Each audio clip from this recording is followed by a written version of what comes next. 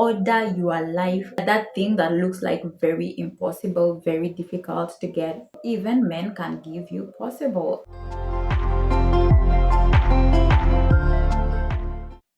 Hi guys, when I was reading the Bible, I noticed something very important.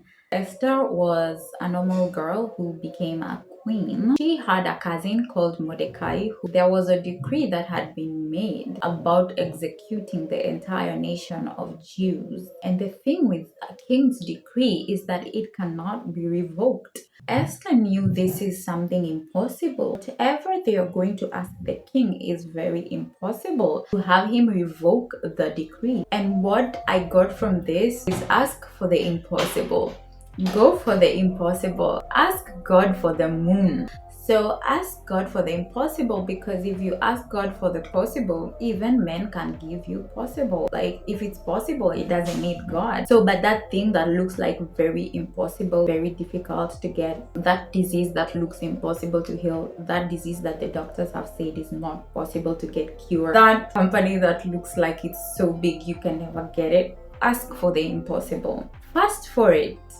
Give a sacrifice of fasting and praying. Ask for the impossible, because what I learned from this is that yes, the decree had been made and it could not be revoked, but when Esther went into prayer with fasting, God did actually make a way for them. And when she went to the king did not revoke the first decree, but he gave Mordecai the signet ring of the king to write another letter that made another decree countering the first decree. And what I know and get from this, which was like just mind-blowing, is that there are several things that have been declared. People have said stuff, and words are powerful, and even the reality sometimes. For example, doctors have said this can never be cured. That's a decree. You go and sometimes they tell you, we don't know what caused this disease and there is no cure yet for it, we can only contain it.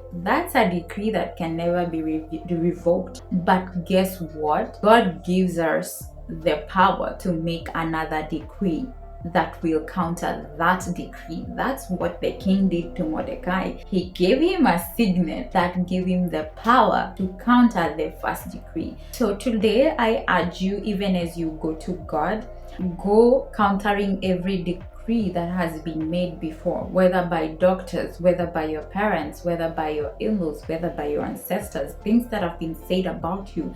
And this is why it's very important to pray, because you don't know what people are saying about you. You don't know what people have decreed about you. You don't know what words are hovering around you that are negative. So you need to go in prayer and order your life with new words, because God has given us power to declare and decree a thing, and it will be established.